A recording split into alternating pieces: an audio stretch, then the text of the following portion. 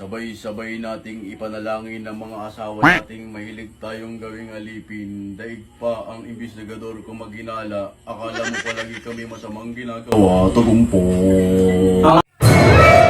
Kapaan ang inyong mukha, palagi na lang kayong tama. Pag sinuyo, may milk tea pang kasama, hindi na kayo naawa. Pakiulit po. Kapaan ang inyong mukha, palagi na lang kayong tama. Pag sinuyo, may milk tea pang kasama, hindi na kayo naawa. Lahat na pinagsilosan, wala lang natitirang babaeng kaibigan. Ultimo motor namin, pinag-iinitan na baka sa ibang babae daw pinangkasan. Tugon po. Ang kapaan ng inyong mukha, palagi na lang kayong tama. Pag sinuyo, may milk tea pang kasama, hindi na kayo naawa. Pag kami nagpaalam naman ay agad pinapayagan. Payapa kaming alis na akala namin ay ayos lang. Pero pag uwi namin, nasa labas na ang aming gamitan. Tugon po.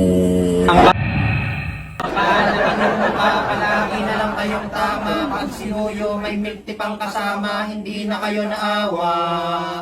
Sobra-sobrang bait mo kapag meron na kaming uwing pera. Garantisadong malaki ang buka. Pero pag wala kami pera, bukod sa mainit ang ulo mo, hindi man lang kami makasampa. Tugon po.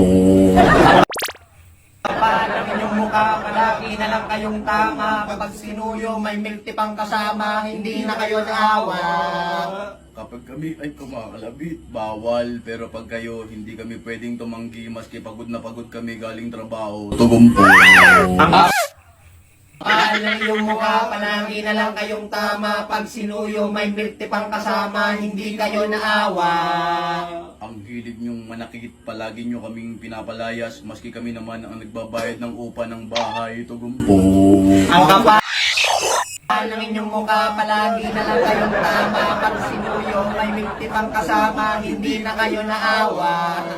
Hindi. Hinihiling namin ang inyong pagbabago. Kami ay nagsusumamo. Babait, babait, babait. Tugon po. Babait, babait, babait. Babait, babait, babait.